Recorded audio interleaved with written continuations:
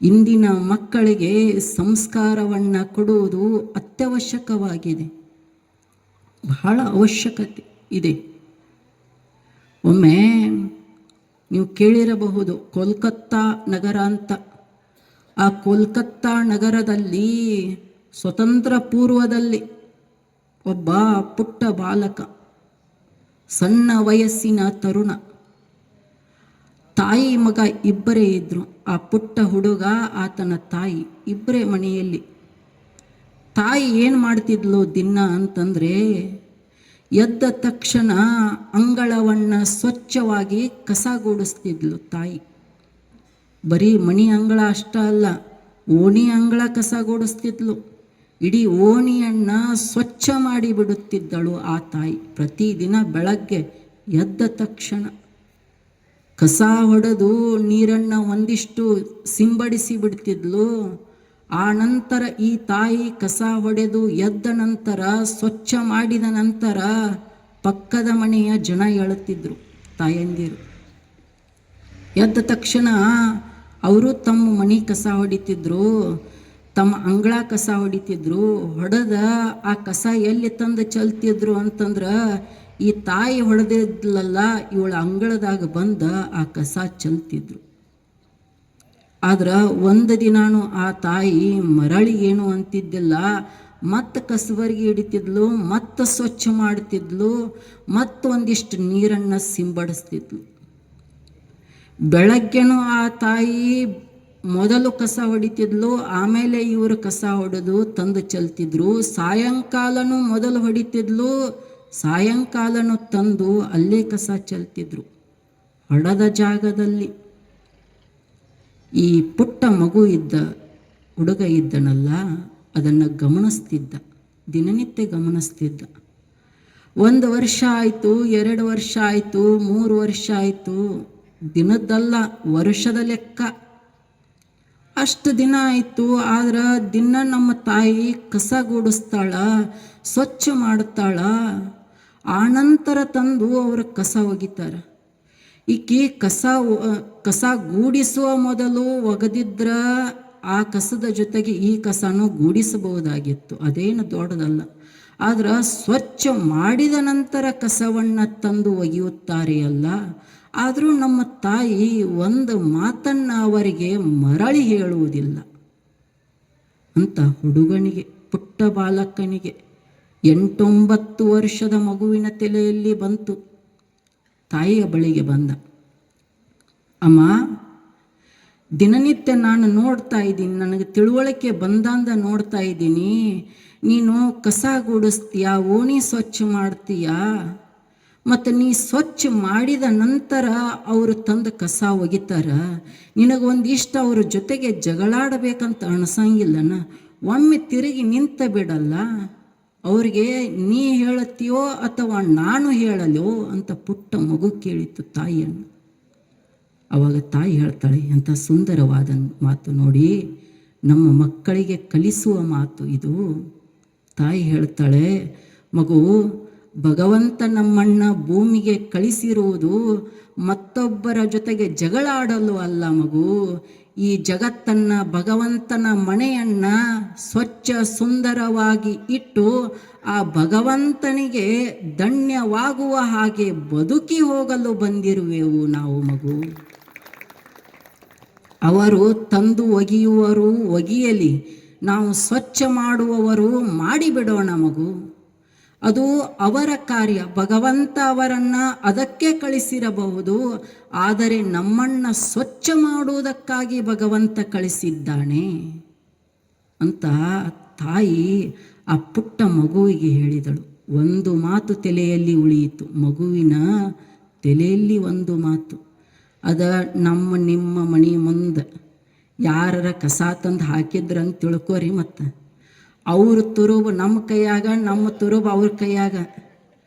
ಕಸಬರಿಗೆ ಹಾರಾಡ್ತಾವ, ನೋಡ್ಬೇಕು, ನಿಂತು ನೋಡಬೇಕು. ಹಂಗೆ ಜಗಳ, ವೇದ ಮಂತ್ರಗಳ ಬಾಯಾಗ ಬಂದಂಗ ಬೇಗಳಗಳ ಉಚ್ಚಾರ ಆಗತಿರ್ತಾವ, ನೋಡ್ಬೇಕು. ಅದನ್ನೇನು ಜಗಳ ನೋಡ್ಬೇಕು.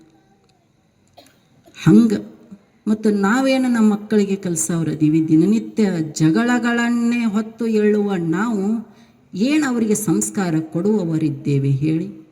ಆ ಪುಟ್ಟ ಮಗುವಿನ ತಲೆಯಲ್ಲಿ ಅದೊಂದು ಮಾತು ಉಳಿದು ಬಿಟ್ಟಿತು. ಮುಂದೊಂದು ದಿನ ಭಾರತ ದೇಶ ಕಂಡ ಮಹಾಜ್ಞಾನಿ ವ್ಯಕ್ತಿ ಎನಿಸಿಕೊಂಡ ಅವರೇ ಈಶ್ವರ್ ಚಂದ್ರ ವಿದ್ಯಾಸಾಗರ್. ವಿದ್ಯೆಗೆ ಸಾಗರ ಎನಿಸಿಕೊಂಡ ಈಶ್ವರ ಚಂದ್ರ ವಿದ್ಯಾಸಾಗರರ ತಲೆಯಲ್ಲಿ ಅದೊಂದು ತಾಯಿಯ ಮಾತು ಉಳಿದು ಬಿಟ್ಟಿತು. ಒಬ್ಬ ವ್ಯಕ್ತಿ ಬಂದವರು ಬಳಿಗೆ ಕೇಳಿದ, ನಿಮಗೆ ಗುರು ಯಾರು ಅಂತ ಕೇಳಿದ. ಆ ಈಶ್ವರ್ ಚಂದ್ರ ವಿದ್ಯಾಸಾಗರ್ ಹೇಳ್ತಾರೆ, ನನಗೆ ಗುರುಗಳು ನನ್ನ ತಾಯಿ ಅಂದು ಹೇಳಿದ ಮಾತು, ಅವಳೇ ನನಗೆ ಗುರು, ಆ ಮಾತೇ ನನಗೆ ವೇದ ನುಡಿ ಅಂತ ಈಶ್ವರ್ ಚಂದ್ರ ವಿದ್ಯಾಸಾಗರ್. ಸುಮ್ಮನೆ ಸಾಮಾನ್ಯದ ವ್ಯಕ್ತಿ ಅಲ್ಲ, ಇಡೀ ಜಗತ್ತೇ ಆತನ ಜ್ಞಾನಕ್ಕೆ ಶರಣಾದ ವ್ಯಕ್ತಿ ಆತ. ಸಾಕ್ಷಾತ್ ರಾಮಕೃಷ್ಣ ಪರಮಹಂಸರೇ ಈಶ್ವರ್ ಚಂದ್ರ ವಿದ್ಯಾಸಾಗರರ ಬಳಿಗೆ ಜ್ಞಾನವನ್ನು ಪಡೆಯಲು ಹೋಗುತ್ತಿದ್ದರಂತೆ. ಅಂಥ ಮಹಾಜ್ಞಾನಿಯನ್ನು ಕೊಟ್ಟಳು ಒಬ್ಬಳು ತಾಯಿಯ ಒಂದು ಮಾತು. ಅದಕ್ಕೋಸ್ಕರ ನಾವು ನಮ್ಮ ಮಕ್ಕಳಿಗೆ ಒಂದಿಷ್ಟು ಸಂಸ್ಕಾರಗಳನ್ನು ತುಂಬಬೇಕಲ್ಲ. ತಂದೆ ತಾಯಿಗಳ ಜವಾಬ್ದಾರಿ ಬಹಳ ದೊಡ್ಡದಿದೆ. ತಂದೆ ಮನೆಗೆ ಕುಡಿದು ಹೋದರೆ ಮಗನಿಗೆ ಕುಡಿದು ಬರಬೇಡ ಅನ್ನುವ ಅಧಿಕಾರ ತಂದೆಗೆ ಎಲ್ಲಿ ಉಳಿಯುವುದು ಹೇಳಿ? ತಾಯೇ ದಿನನಿತ್ಯ ಚಾಡಿಯ ಮಾತುಗಳನ್ನು ಮನೆಯಲ್ಲಿ ಹೇಳುತ್ತಿದ್ದರೆ ಮಕ್ಕಳಿಗೆ ಜಗಳವನ್ನು ತರಬೇಡಿ ಎನ್ನುವುದು ಹೇಳುವುದು ತಾಯಿಗೆ ಎಲ್ಲಿರುವುದು ಹೇಳಿ? ಹಾಗೆ ನಡೆದುಕೊಳ್ಳಬೇಕಲ್ಲ ನಾವು. ಒಬ್ಬ ಸಂತ ಒಂದು ಮಾತನ್ನು ಹೇಳ್ತಾರೆ, ಸುಂದರವಾದ ಮಾತು. ಜಗತ್ತಿನಲ್ಲಿ ಎರಡು ಕಾರಣಕ್ಕಾಗಿ ಬಹುತೇಕ ಜಗಳಗಳು ನಡೆಯುತ್ತಿವೆ. ಆ ಎರಡು ಸಂಗತಿಗಳು ಜಗತ್ತಿನಲ್ಲಿ ನಿಂತು ಹೋಗಿಬಿಟ್ಟರೆ ಅದೇ ಕ್ಷಣಕ್ಕೆ ಜಗತ್ತಿನ ಬಹುತೇಕ ಜಗಳಗಳು ನಿಂತು ಹೋಗಿಬಿಡುತ್ತವೆ. ಆ ಎರಡು ಸಂಗತಿಗಳು ಯಾವುವು ಅಂತಂದರೆ ಅವ್ರು ಹೇಳ್ತಾರೆ, ಒಂದು ಹೆಣ್ಣು ಮಕ್ಕಳ ಚಾಡಿಯ ಮಾತು, ಇನ್ನೊಂದು ಗಂಡು ಮಕ್ಕಳ ಮದ್ಯಪಾನದ ಚಟಗಳು. ಈ ಎರಡು ಜಗತ್ತಿನಲ್ಲಿ ನಿಂತು ಹೋಗಿಬಿಟ್ಟರೆ ಅದೇ ಕ್ಷಣಕ್ಕೆ ಜಗತ್ತಿನ ಅರ್ಧ ಜಗಳಗಳು ನಿಂತೇ ಬಿಡುತ್ತವೆ ಅಂತ ಹೇಳ್ತಾರೆ. ಜನ ನದಿ ಸಮುದ್ರ ಸಾಗರಗಳಲ್ಲಿ ಮುಳುಗಿ ಸತ್ತವರಿಗಿಂತ ಒಂದು ಚಿಕ್ಕ ಲೋಟ ಮಧ್ಯದಲ್ಲಿ ಮುಳುಗಿ ಸತ್ತವರೇ ಅಧಿಕ. ಮಧ್ಯದಲ್ಲಿ ಮುಳುಗಿ ಸತ್ತವರೇ ಅಧಿಕ. ಒಂದಿಷ್ಟು ನಾವು ನಮ್ಮ ಮಕ್ಕಳಿಗೆ ಹೇಳಿಕೊಡಬೇಕಾದರೆ ಆ ರೀತಿ ಒಂದಿಷ್ಟು ನಡೆಯಬೇಕಲ್ಲ ಮನುಷ್ಯನೇ. ಒಮ್ಮೆ ಮಹಾತ್ಮ ಗಾಂಧೀಜಿಯವರ ಹತ್ತಿರ ಒಬ್ಬಳು ತಾಯಿ ತನ್ನ ಮಗನನ್ನು ಕರ್ಕೊಂಡು ಬಂದಳು. ಪುಟ್ಟ ಮಗು ಕರ್ಕೊಂಡು ಬಂದಳು. ತಾಯಿ ಹೇಳಿದ್ಲು, ಮಹಾತ್ಮಾಜಿ, ನನ್ನ ಮಗನಿಗೆ ಎಷ್ಟು ಹೇಳ್ತಾ ಇದ್ದೀನಿ ಬುದ್ಧಿ ಮಾತು, ಬೆಲ್ಲ ತಿನ್ನಬೇಡ ಅಂತ ಹೇಳ್ತಾ ಇದ್ದೀನಿ. ಬಹಳ ಜಂತು ಹುಳ ಆಗಾಕತ್ತಾವ, ಮತ್ತು ನಾ ಎಷ್ಟು ಹೇಳಿದ್ರೂ ಕೇಳುವಲ್ಲ. ನೀವೊಂದಿಷ್ಟು ಹೇಳ್ರಿ, ನೀವು ನಿಮ್ಮ ಮಾತು ಇಡೀ ದೇಶವೇ ಕೇಳುತ್ತದೆ ಅಂತ ನನ್ನ ಮಗನಿಗೆ ಒಂದಿಷ್ಟು ಹೇಳಿ. ಇವತ್ತೇನು ಜಂತುಳು ಆಗಂಗಿಲ್ಲ ಬಿಡು, ಔಷಧ ಬಂದು ಬಿಟ್ಟವು, ಎಲ್ಲ ಹೋಗಿಬಿಟ್ಟತಿ. ಹಿಂದಿನ ಕಾಲಕ್ಕೆ ಹಾಕಿದ್ದು ಅಂತ ನಮಗೂ ಗೊತ್ತಿಲ್ಲ. ಬೆಲ್ಲ ಭಾಳ ತಿಂದ್ರೆ ಮಕ್ಕಳ ಹೊಟ್ಯಾಗ ಜಂತು ಹುಳು ಹಾಕಿದ್ದು ಅಂತ, ಸಣ್ಣ ಸಣ್ಣ ಹುಳು ಹಾಕಿದ್ದು ಅಂತ. ಅವಾಗ ತಾಯಿ ಹೇಳಿದ್ಲು ಮಹಾತ್ಮ ಗಾಂಧೀಜಿಯವರಿಗೆ, ಒಂದಿಷ್ಟು ನೀವು ಹೇಳಿ ನಿಮ್ಮ ಮಾತರ ಕೇಳ್ತಾನ ನೋಡ್ತೀವಿ, ಎಲ್ಲಿ ಇಟ್ಟರೂ ಭಾಳ ತೆಗೆದಿಡ್ತೀನಿ ಮುಚ್ಚಿಡ್ತೀನಿ, ಆದ್ರೂ ತೆಗೆದು ತಿಂದೇ ಬಿಟ್ಟಿರ್ತಾನ, ಒಂದಿಷ್ಟು ಹೇಳಿ ಅಂತ ತಾಯಿ ಹೇಳಿದ್ಲು. ಅವಾಗ ಮಹಾತ್ಮಾಜಿ ಹೇಳಿದರು, ಹೌದೇನಮ್ಮ, ಆಯಿತು, ನಾಳೆ ನಿನ್ನ ಮಗನನ್ನು ಬೆಳಗಿನ ಜಾವ ಕರೆದುಕೊಂಡು ಬಾ ಅಂತ ಮಹಾತ್ಮ ಗಾಂಧೀಜಿಯವರು ಆ ತಾಯಿಗೆ ಹೇಳಿದರು. ಆ ತಾಯಿ ಮನೆಗೆ ಬಂದಳು. ಮಲಗಿದ್ರು. ಬೆಳಗ್ಗೆ 5 ಗಂಟೆಗೆ ಸ್ನಾನ ಮಾಡಿದರು. ಸ್ನಾನ ಮಾಡಿ ಒಳ್ಳೆ ಬಟ್ಟೆ ಹಾಕ್ಕೊಂಡು ತಿಲಕ ಹಚ್ಚಿದ್ಲು, ಮಗನಿಗೆ ಕರ್ಕೊಂಡು ಬಂದಳು. ತಾಯಿ ಏನು ಭಾವಿಸಿದ್ಲು, ನಾಳೆ ಬೆಳಗ್ಗೆ ಬಾ ಅಂದಿದ್ದಾರೆ ಮಹಾತ್ಮ ಗಾಂಧೀಜಿಯವರು, ಏನೋ ದಾರ ಮಾಡಿಕೊಡ್ಬೋದು, ತಾಯ್ತ ಮಾಡಿಕೊಡ್ಬೋದು, ಏನೋ ಒಂದು ಉಪದೇಶ ಮಾಡಬಹುದು ಅಂತ ತಾಯಿ ಭಾವಿಸಿದ್ಲು. ಕರ್ಕೊಂಡು ಬಂದ್ಲು. ಇವರ ಆಶ್ರಮದ ಎದುರುಗಡೆ ಕೂತ್ಕೊಂಡಿದ್ರು. ಮಹಾತ್ಮಾಜಿ, ನಿನ್ನೆ ನನ್ನ ಮಗನಿಗೆ ಏನೋ ಹೇಳ್ತೀನಿ ಅಂತ ಹೇಳಿದ್ರಿ, ಬೆಲ್ಲ ಭಾಳ ತಿಂತಾನಂತ ಹೇಳಿದ್ನಿ, ಬೆಳಗ್ಗೆ ಕರ್ಕೊಂಡು ಬಾ ಅಂತ ಹೇಳಿದ್ರಿ, ಕರ್ಕೊಂಡು ಬಂದೀನಿ ಅಂತ ತಾಯಿ ಹೇಳಿದ್ಲು. ಆವಾಗ ಮಹಾತ್ಮ ಗಾಂಧೀಜಿಯವರು ಹೇಳ್ತಾರೆ, ಆ ಮಗುವಿನ ತಲೆ ಮೇಲೆ ಕೈ ಇಟ್ಟು, ಮಗು ದಿನ ಬೆಲ್ಲ ಭಾಳ ತಿಂತಿದ್ದಿ ಅಂತ ಪಾಪ ತಾಯಿ ನಿನ್ನ ಬಗ್ಗೆ ಹೇಳಕತ್ತಾಳ. ಮತ್ತು ಆಕಿ ಯಾಕೆ ಹೇಳತ್ತಾಳ? ನಿನ್ನ ಒಳ್ಳೆಯದಕ್ಕಾಗಿನೇ ಹೇಳತ್ತಾಳ. ಇವತ್ತಿನಿಂದ ಒಂದು ಸ್ವಲ್ಪ ಕಡಿಮೆ ಮಾಡಿಬಿಡು ಬೆಲ್ಲ ತಿನ್ನೋದನ್ನು. ಒಂದೇ ದಿನ ನಿನಗೆ ಬಿಡೋಕ್ಕಾಗಲಿಲ್ಲ ಅಂದ್ರೆ ಸ್ವಲ್ಪ ಸ್ವಲ್ಪ ಕಡಿಮೆ ಮಾಡಿಬಿಡು ಮಗು ಅಂತ ಮಹಾತ್ಮ ಗಾಂಧೀಜಿಯವರು ಆ ಮಗುವಿಗೆ ಹೇಳಿದರು. ಅಮ್ಮ ಹೇಳಿದ್ದೀನಿ, ಮಾಡ್ತಾನೆ ಹೋಗು ಅಂತ ಹೇಳಿದರು ತಾಯಿಗೆ.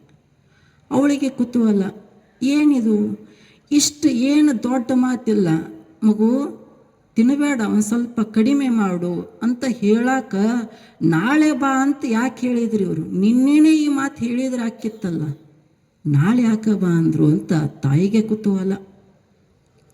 ಅವಾಗ ಕೇಳೇ ಬಿಟ್ಲು, ಅಲ್ರಿ ನಾ ದಗದ ಬಿಟ್ಟು ಬಂದನು, ನಾಳೆ ಬಾ ಅಂತ ಯಾಕೆ ಹೇಳಿದ್ರಿ? ನಿನ್ನೆ ಕರ್ಕೊಂಡು ಬಂದಿದ್ನಿ, ನಾ ಏನೇನೋ ಬೇರೆ ವಿಚಾರ ಹಾಕ್ಕೊಂಡು ನಾ ಬಂದನು. ಇಷ್ಟು ಒಂದು ಮಾತು, ಸಣ್ಣ ಮಾತು ಹೇಳಾಕ ನೀವು ಮಾರನೇ ದಿನ ಯಾಕೆ ಬಾ ಅಂತಂದ್ರಿ ಅಂತ ತಾಯಿ ಕೇಳಿದಾಗ ಅವಾಗ ಮಹಾತ್ಮಾಜಿ ಹೇಳ್ತಾರೆ, ಅಮ್ಮ ನಿನ್ನೆ ಆ ಮಗುವಿಗೆ ಬೆಲ್ಲವನ್ನು ತಿನ್ನಬೇಡ ಅಂತ ಹೇಳುವ ಯೋಗ್ಯತೆ ನನಗಿರಲಿಲ್ಲ. ಯಾಕೆ ಅಂತಂದರೆ ನಿನ್ನೆ ನೀ ಆ ಮಗುವನ್ನು ಕರೆದುಕೊಂಡು ಬಂದಾಗ ನನ್ನ ಬಾಯಲ್ಲಿ ಬೆಲ್ಲದ ಕಣ್ಣಿ ಇಟ್ಕೊಂಡು ಕೂತಿದ್ನಿ, ಮತ್ತು ಮಗುವಿಗೆ ಬೆಲ್ಲ ತಿನ್ನಬೇಡ ಅಂತ ಹೇಳುವ ಯೋಗ್ಯತೆ ನನಗೆಲ್ಲಿತ್ತು ಹೇಳಮ್ಮ? ಅದಕ್ಕೋಸ್ಕರ ರಾತ್ರಿ ನಾನು ಒಂದು ನಿರ್ಧಾರ ಮಾಡಿದ್ದೇನೆ, ಬೆಲ್ಲ ಬಿಡಬೇಕು ಅಂತ ನಿರ್ಧಾರ ಮಾಡಿದ್ದೇನೆ. ಈಗ ಒಂದಿಷ್ಟು ಹೇಳುವ ಯೋಗ್ಯತೆ ಇಟ್ಟುಕೊಂಡು ಆ ಮಗುವಿಗೆ ಹೇಳ್ತಾ ಇದ್ದೀನಿ ಅಮ್ಮ ಅಂತ ಮಹಾತ್ಮ ಗಾಂಧೀಜಿಯವರು ಈ ಮಾತನ್ನು ಹೇಳ್ತಾರೆ. ಅಂದರೆ ನಾವು ಒಂದಿಷ್ಟು ಒಳ್ಳೆಯ ದಾರಿಯಲ್ಲಿ ನಡೆದರೆ ನಮ್ಮ ಮಕ್ಕಳಿಗೆ ನೀವು ಒಂದಿಷ್ಟು ಒಳ್ಳೆಯ ದಾರಿಯಲ್ಲಿ ನಡಿಬೇಕು ಅಂತ ಹೇಳಕ್ಕೆ ಯೋಗ್ಯತೆ ಬರಬೇಕಲ್ಲ. ಮಕ್ಕಳು ನಾವು ಹೇಳಿದ ಕೇಳಿ ಬೆಳೆಯೋದಿಲ್ಲ, ನಾವು ಹೆಂಗೆ ನಡೆಯುತ್ತೇವೆ ಅಲ್ಲ ಹಾಗೆ ನೋಡಿ ಬೆಳೆಯುತ್ತಾರೆ ಮಕ್ಕಳು. ಈಗ ದೇವಸ್ಥಾನಕ್ಕೆ ಬಂದಿರ್ತೀರಿ, ನೀವು ಸಣ್ಣ ಸಣ್ಣ ಮಕ್ಕಳನ್ನ ಕರ್ಕೊಂಡು ಬಂದಿರ್ತೀರಿ, ಭಾಳ ಅಲ್ಲ, 1 ವರ್ಷದ್ದು 2 ವರ್ಷದ್ದು 3 ವರ್ಷದ್ದು ಮಕ್ಕಳನ್ನು ಕರ್ಕೊಂಡು ದೇವಸ್ಥಾನಕ್ಕೆ ಬಂದಿರ್ತೀರಿ. ದೇವರ ಮೂರ್ತಿ ಸುತ್ತ ಹಾಕ್ತೀರಿ, ಹಾಕಿ ಬರ್ತೀರಿ. ಎಲ್ಲಿ ಪ್ರಸಾದ ಇಟ್ಟಿರ್ತಾರಲ್ಲ ಅಲ್ಲಿ ಬರ್ತೀರಿ. ಪ್ರಸಾದವನ್ನು ಒಂದಿಷ್ಟ ಹಣಿಗೆ ಹಚ್ಕೋತೀರಿ, ಒಂದಿಷ್ಟ ನಾಲಿಗೆಗೆ ಹಚ್ಕೋತೀರಿ.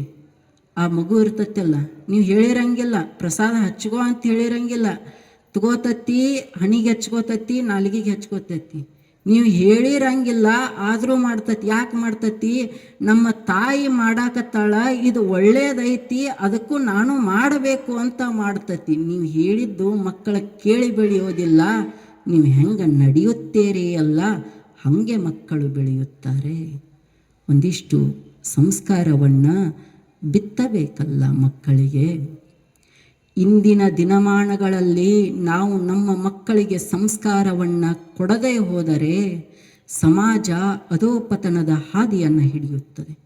ನಾವು ನಮ್ಮ ಮಕ್ಕಳನ್ನು ಎಷ್ಟೇ ವಿದ್ಯಾವಂತರನ್ನಾಗಿ ಮಾಡಲಿ, ಎಷ್ಟೇ ದೊಡ್ಡ ದೊಡ್ಡ ಹುದ್ದೆಗೆ ನಮ್ಮ ಮಕ್ಕಳು ಏರಲಿ, ಆದರೆ ಮಕ್ಕಳಿಗೆ ಸಂಸ್ಕಾರ ಕೊಡೋದು ಅತ್ಯವಶ್ಯಕವಾಗಿದೆ. ಇಲ್ಲೇ ತಮಿಳುನಾಡಿನಲ್ಲಿ ಕೆಲವು ವರ್ಷದ ಹಿಂದೆ ಒಂದು ಘಟನೆ ನಡೆಯಿತು. ಅದು ಅನೇಕ ಪತ್ರಿಕೆಗಳಲ್ಲಿ ಬಂದಿತ್ತು. ಏನು ಘಟನೆ? ಇಬ್ಬರು ಗಂಡ ಹೆಂಡತಿಯರು.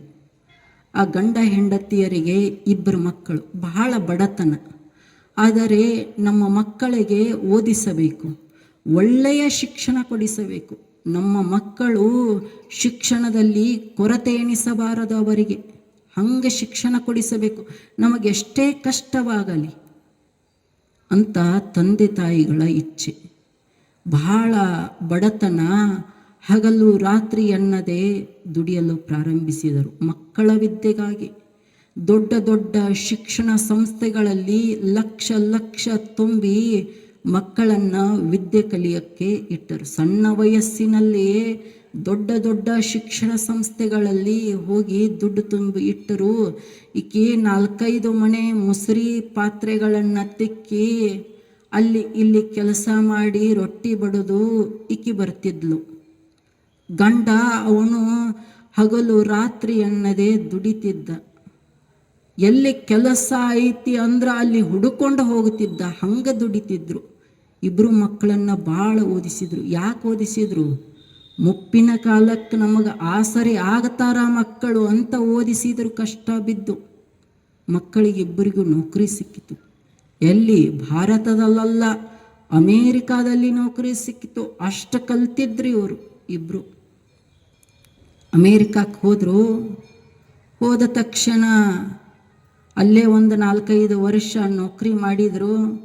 ನೌಕರಿ ಮಾಡ್ತಾ ಮಾಡ್ತಾ ಅವರಿಗೆ ಏನು ಬೇಕಾಗಿತ್ತೋ ಅದನ್ನು ಅಲ್ಲೇ ಮಾಡಿಬಿಟ್ಟರು. ಏನು ಮದುವೆ ಬೇಕಾಗಿತ್ತು, ಅಲ್ಲೇ ಒಂದು ನೋಡಿಬಿಟ್ಟರು, ಮದುವೆ ಆಗಿಬಿಟ್ಟರು. ಇಲ್ಲಿ ತಂದೆ ತಾಯಿಗಳು ಮಕ್ಕಳ ಮದುವೆ ಮಾಡಬೇಕು, ನನ್ನ ಮಕ್ಕಳು ವಿದೇಶದಲ್ಲಿದ್ದಾರೆ ಅಂತ ಊರೆಲ್ಲ ಹೇಳ್ಕೊಂಡು ತಿರುಗಾಡ್ತಿದ್ರು. ಮತ್ತು ಇವರು ಅಲ್ಲೇ ಮದುವೆಯಾಗಿ ಬಿಟ್ಟಿದ್ರು. ಇವರಿಗೆ ತಂದೆ ತಾಯಿಗಳಿಗೆ ವಯಸ್ಸಾಗಿದೆ, ಒಂದಿಷ್ಟು ಮಕ್ಕಳನ್ನು ನೋಡಬೇಕಂತ ಆಸೆ. ಆದ್ರೆ ಅವರು ಹೇಳ್ತಿದ್ರು ಫೋನ್ ಮಾಡಿ, ಇಲ್ಲ ಬಹಳ ಕೆಲಸದ ಒತ್ತಡ ಇದೆ, ನಾವು ಒಂದು ತಿಂಗಳಿಗೆ ಲಕ್ಷ ವೇತನವನ್ನು ತೆಗೆದುಕೊಳ್ಳುವವರು, ನಮಗೆ ಸಮಯವೇ ಇಲ್ಲ, ಭಾರತಕ್ಕೆ ಬಂದು ನಿಮ್ಮನ್ನು ನೋಡುವಷ್ಟು ಸಮಯವಿಲ್ಲ.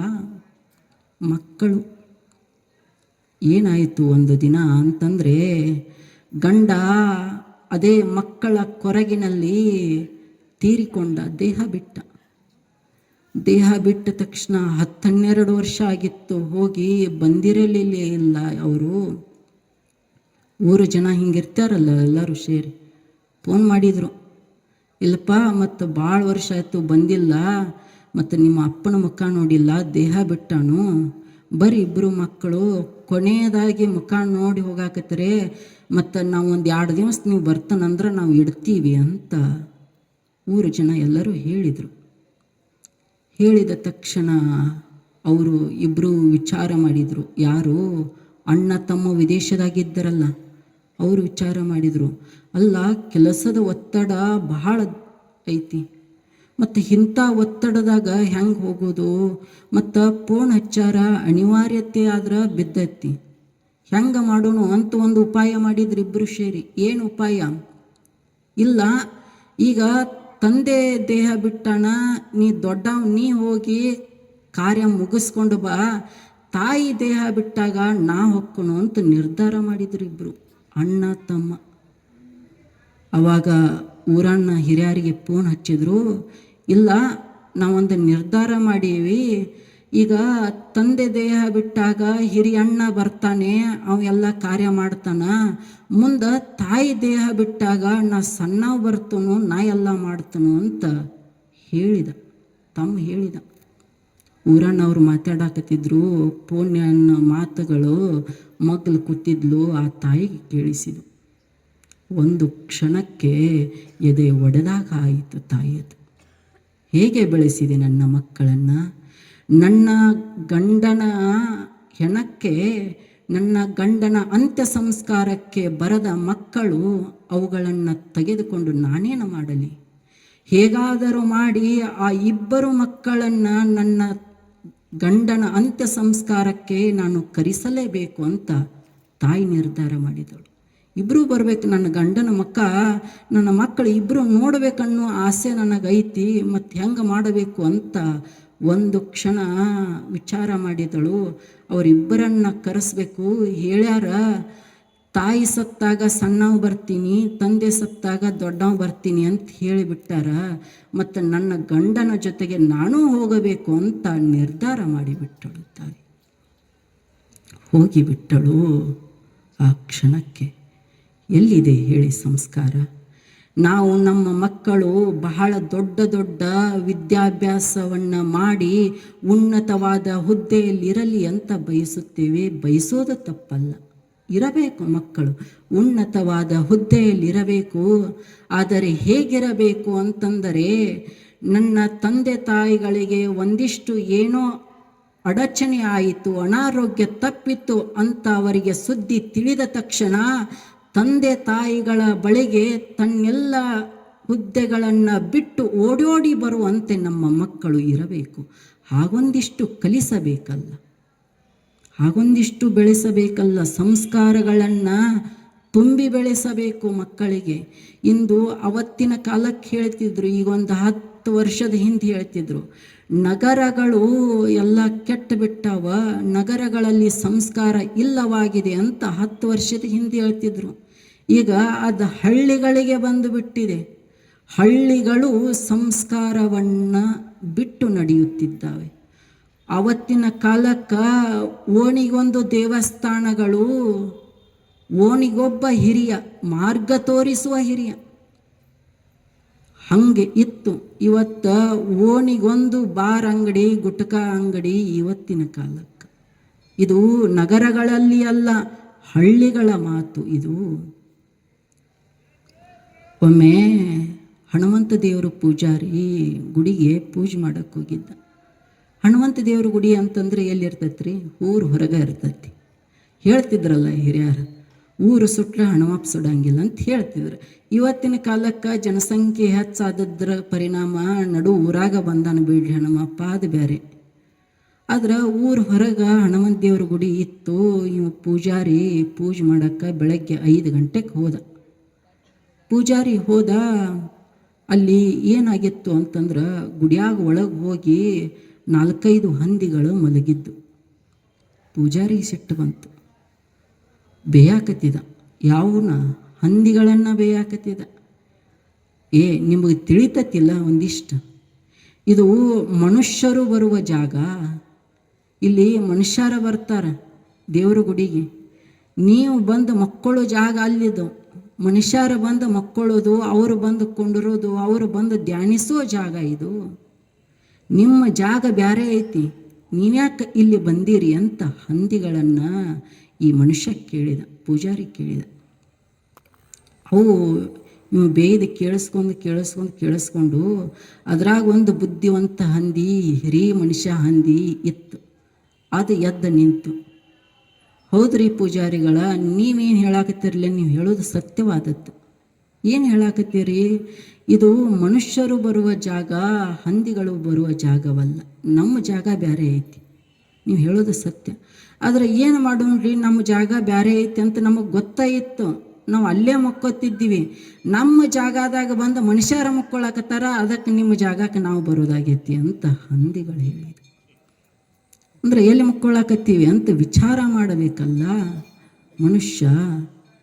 ಸಂಸ್ಕಾರಗಳನ್ನು ಬಿಟ್ಟು ನಡೆಯಬಾರದು. ಭವ್ಯ ಭಾರತ, ಅನೇಕ ಋಷಿ ಪರಂಪರೆಗಳು ಇದಕ್ಕೊಂದು ಮಾರ್ಗ ಹಾಕಿಕೊಟ್ಟಿದ್ದಾರೆ. ಹೀಗೆ ನಡೀರಿಯಪ್ಪ, ಒಂದಿಷ್ಟು ನಿಮ್ಮ ಜೀವನವನ್ನು ಧನ್ಯ ಮಾಡಿಕೊಳ್ಳಿ, ಜೀವನವನ್ನು ಪಾವನವನ್ನಾಗಿ ಮಾಡಿ ಅಂತ ನಮ್ಮ ಹಿರಿಯರು, ನಮ್ಮ ಪೂರ್ವಜರು, ಯೋಗಿಗಳು, ತಪಸ್ವಿಗಳು ಒಂದು ಮಾರ್ಗ ಹಾಕಿಕೊಟ್ಟಿದ್ದಾರೆ. ಅದಕ್ಕೋಸ್ಕರ ನಾವು ನಮ್ಮ ಮಕ್ಕಳನ್ನು ನಿತ್ಯ ನಿರಂತರವಾಗಿ ಒಂದಿಷ್ಟು ಆಧ್ಯಾತ್ಮದಲ್ಲಿ, ಗುರು ಹಿರಿಯರಲ್ಲಿ, ತಂದೆ ತಾಯಿಗಳ ಜೊತೆಗೆ ಒಡನಾಟದಲ್ಲಿ, ಈ ಥರ ಪ್ರವಚನ ಕಾರ್ಯಕ್ರಮದಲ್ಲಿ ಒಂದಿಷ್ಟು ನಮ್ಮ ಮಕ್ಕಳನ್ನು ತೊಡಗಿಸುವ ಪ್ರಯತ್ನಗಳನ್ನು ಮಾಡಬೇಕು. ಒಂದಿಷ್ಟು ಆ ಕಡೆ ನಮ್ಮ ಮಕ್ಕಳನ್ನು ಕಳಿಸಬೇಕು. ಗುರುಗಳ ಒಂದೆರಡು ನುಡಿಗಳು ಅವರ ಕಿವಿಯ ಮೇಲೆ ಬೀಳಬೇಕು. ಒಂದಿಷ್ಟು ಕರ್ಕೊಂಡು ಬರ್ತಾರೆ ನಮ್ಮ ಮಟ್ಟಕ್ಕೂ. ಇಲ್ರಿ ನಮ್ಮ ಮಗ ಮಾತ ಕೇಳುವಲ್ಲ, ಒಂದಿಷ್ಟು ಬುದ್ಧಿ ಮಾತು ಹೇಳ್ರಿ ಅಂತ ಕರ್ಕೊಂಡು ಬರ್ತಾರೆ. ಯಾವಾಗ ಕರ್ಕೊಂಡು ಬರ್ತಾರೆ ಗೊತ್ತೈತೇನ್ರಿ? ಅವಂಗ ಮದುವೆ ವಯಸ್ಸಿಗೆ ಬಂದಿರ್ತಾವ, ಮಾತು ಕೇಳುವಲ್ಲ, ಒಂದಿಷ್ಟು ಹೇಳ್ರಿ ಅಂತ ಕರ್ಕೊಂಡು ಬರ್ತಾರೆ. ಅಲ್ಲಿ ತನ ಅವಂಗೆ ಮಠ ಅನ್ನೋದು ತೋರಿಸಿರಂಗಿಲ್ಲ, ಗುರುಗಳು ಅನ್ನೋದು ಭೇಟಿ ಮಾಡಿಸಿರಂಗಿಲ್ಲ. ಮದುವೆ ವಯಸ್ಸಿಗೆ ಬಂದಿರ್ತಾನ, ಅವಾಗ ಕರ್ಕೊಂಡು ಬರ್ತಾರೋ, ಹಾದಿ ತಪ್ಪ್ಯಾಣ್ರಿ ಒಂದಿಷ್ಟು ಹೇಳಿ ಅಂತ. ಅವಾಗೇನು ಹೇಳ್ತೀರಿ? ಅವಾಗೇನು ಕೇಳೋ ಲೆಕ್ಕದಾಗ ಇರ್ತಾರನ? ಗಿಡವಾಗಿ ಬಗ್ಗದು ಮರವಾಗಿ ಬಗ್ಗಿತೆ ಅಂತ ಹೇಳ್ತಾರೆ. ಒಂದಿಷ್ಟು ಚಿಕ್ಕ ಚಿಕ್ಕ ಮಕ್ಕಳಿರುವಾಗಲೇ ಸಂಸ್ಕಾರವನ್ನು ತುಂಬಬೇಕು, ಕಲಿಸಬೇಕು, ಹಾಗೆ ಬೆಳೆಸಬೇಕು. ನಮ್ಮನ್ನ ಅವರು ಜೋಪಾನ ಮಾಡಬೇಕು, ನೋಡಿಕೊಳ್ಳಬೇಕು. ನೀವು ಮಕ್ಕಳಿಗೆ ಆಸ್ತಿ ಮಾಡಿ ಇಡುವ ಬದಲು ಒಂದಿಷ್ಟು ಮಕ್ಕಳನ್ನೇ ನಿಮ್ಮ ಆಸ್ತಿಯನ್ನಾಗಿ ರೂಪಿಸಿಬಿಡಿ, ನಿಮ್ಮ ಆಸ್ತಿಯನ್ನಾಗಿ ರೂಪಿಸಿಬಿಡಿ. ನಮಗೆ ಒಂದು ಗಳಿಕೆಯ ಹುಚ್ಚು ಈಗ ಹೆಂಗಾಗಿದೆ ಅಂತಂದ್ರೆ, ತಂದೆ ತಾಯಿಗಳಿಗೆ ಹಗಲು ರಾತ್ರಿ ಗಳಿಕೆ ಹುಚ್ಚು. ಹಿಂದಿನ ಕಾಲಕ್ಕೆ ಅಜ್ಜ ಅಜ್ಜಿಗಳು ಏನು ಮಾಡ್ತಿದ್ರು, ಮೊಮ್ಮಕ್ಕಳಿಗೆ ಕತೆ ಹೇಳ್ತಿದ್ರು. ಎಂಥ ಕತೆ? ತನ್ನ ಜೀವನವನ್ನು ಉದ್ಧಾರ ಮಾಡಿಕೊಳ್ಳುವ ಕತೆ ಮಕ್ಕಳಿಗೆ ಹೇಳ್ತಿದ್ರು. ರಾಮಾಯಣ, ಮಹಾಭಾರತ, ನೀತಿಯ ಪಾಠದ ಕತೆಗಳನ್ನು ಮಕ್ಕಳಿಗೆ ತುಂಬುತ್ತಿದ್ರು, ಮಕ್ಕಳಿಗೆ ಕಲಿಸ್ತಿದ್ರು. ಅಜ್ಜ ಅಜ್ಜಿ ಕರ್ಕೊಂಡು ಕೊಂಡಿರ್ತಿದ್ರು. ಆವಾಗ ಮಕ್ಕಳು ಹೆಂಗಿರ್ತಿದ್ವು ಅಂತಂದ್ರೆ, ನೀತಿವಂತರಾಗಿ ಮಕ್ಕಳು ಬೆಳೀತಿದ್ರು. ಈಗ ಅಜ್ಜ ಅಜ್ಜಿಗಳು ಏನಾಗ್ಯಾರ ಅಂತಂದ್ರೆ, ಅವರು ಟಿ ವಿ ಮುಂದೆ ಅವ್ರು ಕೊಂಡಿರ್ತಾರ, ಧಾರಾವಾಹಿ ಮುಂದೆ. ಮಕ್ಕಳನ್ನ ಇಂಗ್ಲೀಷ್ ಮೀಡಿಯಮ್ಗೆ ಹಾಕಿರ್ತಾರ, ಹೊತ್ಕೊಂಡು ಹೋಗಕ್ಕೆ ಆಗಲ್ದಷ್ಟು ವಾಜ್ಜಿ ಬ್ಯಾಗ್ ಕೊಟ್ಟಿರ್ತಾರ. ಮತ್ತು ಇವರಿಗೆ ಹೋಮ್ವರ್ಕ್ ತಪ್ಪಂಗಿಲ್ಲ, ಅವ್ರಿಗೆ ಧಾರಾವಾಹಿ ತಪ್ಪಂಗಿಲ್ಲ, ಇವರಿಗೆ ದುಡಿದು ತಪ್ಪಂಗಿಲ್ಲ. ಸಂಸ್ಕಾರ ಯಾರು ಕೊಡಬೇಕು ಹೇಳಿ? ಒಂದಿಷ್ಟು ಕೊಡಬೇಕಲ್ಲ ಮಕ್ಕಳಿಗೆ ಸಂಸ್ಕಾರ. ಅದಕ್ಕೋಸ್ಕರ ನಾವು ನೀವುಗಳು ನಿತ್ಯ ನಿರಂತರವಾಗಿ ಈ ಆಧ್ಯಾತ್ಮದ ಸಂಪರ್ಕದಲ್ಲಿದ್ದು ನಮ್ಮ ಭವಿಷ್ಯವನ್ನು ಒಂದಿಷ್ಟು ಉಜ್ವಲ ಮಾಡಿಕೊಳ್ಳೋಣ, ನಮ್ಮ ಮಕ್ಕಳ ಭವಿಷ್ಯವು ಒಂದಿಷ್ಟು ಉಜ್ವಲ ಮಾಡೋಣ ಅಂತ ಹೇಳ್ತಾ, ನಾವು ಕೊನೆಗೆ ನಾವು ಎಷ್ಟು ಗಳಿಸಿದ್ದೀವಿ, ಎಷ್ಟು ಭೂಮಿಯ ಮೇಲೆ ಬಿಟ್ಟು ಹೊಂಟೀವಿ ಅನ್ನೋದು ಮುಖ್ಯ ಆಗೋದಿಲ್ಲ. ನಾವು ಹೇಗೆ ಬದುಕಿದ್ದೀವಿ 4 ಜನರ ಮಧ್ಯೆ ಅನ್ನೋದು ಮುಖ್ಯ ಆಗುತ್ತೆ. ನೋಡಿ, ಜಗತ್ತಿನಲ್ಲಿ ಜಗತ್ತು ಆಳಿದ ಅನೇಕ ರಾಜ್ಯ ಮಹಾರಾಜರು ಹುಟ್ಟಿದ್ದಾರೆ.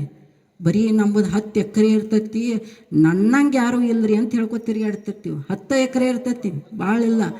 ನನ್ನಂಗೆ ಯಾವುದು ಇಲ್ಲರಿ ಊರಾಗ ಆಸ್ತಿ ಅಂತ ತಿರುಗಾಡ್ತೀವಿ. ಮತ್ತು ನೀ ಹೋದ ಮರುದಿವಸ ನೀ ಹೋಗೋದು ಅಷ್ಟ ನೋಡ್ತಿರ್ತಾನ ಮಗ. ನೀ ಹೋದ ಮರುದಿವಸ ಉತ್ತಾರದಂದು ಹೆಸರಿನಿಂದ ಹೋಗಿರ್ತತಿ, ಅವನು ಬಂದಿರ್ತತಿ. ಇಷ್ಟು ಇರ್ತತಿ. ಹಿಂಗೆ ತಿರುಗಾಡ್ತೀವಿ. ಒಂದೊಂದು ದೇಶ ಆಳಿದ ರಾಜ್ಯ ಮಹಾರಾಜರು ಬಿಟ್ಟು ಹೋಗ್ಯಾರ, ಜಗತ್ತನ್ನು ಆಳಿದ ರಾಜ್ಯ ಮಹಾರಾಜರು ಬಿಟ್ಟು ಹೋಗ್ಯಾರ. ಅವ್ರನ್ನ ಯಾರನ್ನಾರ ನೆನಪು ಮಾಡ್ಕೋತೀವ ನಾವು? ಯಾರನ್ನೂ ನೆನಪು ಮಾಡ್ಕೋಂಗಿಲ್ಲ. ಆದರೆ ವಿದ್ಯಾರಣ್ಯರಂಥವರು, ಸಿದ್ಧಾರೂಢರಂಥವರು, ಯೋಗಿಗಳಂಥವರು, ತಪಸ್ವಿಗಳಂಥವರನ್ನು ನಾವು ಯಾಕೆ ನೆನಿತೀವಿ ಹೇಳಿ? ಅವರು ಜಗತ್ತಿನಲ್ಲಿ ಆಸ್ತಿ ಬಿಟ್ಟು ಹೋದರು ಅಂತ ನೆನೆಯಂಗಿಲ್ಲ, ಸಂಸ್ಕಾರವನ್ನು ಜಗತ್ತಿಗೆ ಕೊಟ್ಟು ಹೋದರು ಅಂತ ನೆನಿತೀವಿ. ಒಂದಿಷ್ಟು ನಾವು ಕೊಟ್ಟು ಹೋಗಬೇಕಲ್ಲ, ಕೊಟ್ಟು ಹೋಗುವುದನ್ನು ಕಲಿಯಬೇಕಲ್ಲ ಮನುಷ್ಯನೇ. ಅದಕ್ಕೆ ಸರ್ವಜ್ಞ ಹೇಳ್ತಾನೆ, ಕೊಟ್ಟದ್ದು ತನಗೆ ಬಚ್ಚಿಟ್ಟದ್ದು ಪರರಿಗೆ, ಕೊಟ್ಟದ್ದು ಕೆಟ್ಟಿತೆನಬೇಡ, ಅದೇ ಮುಂದೆ ಕಟ್ಟಿಟ್ಟ ಬುತ್ತಿ ಸರ್ವಜ್ಞ ಅಂತ.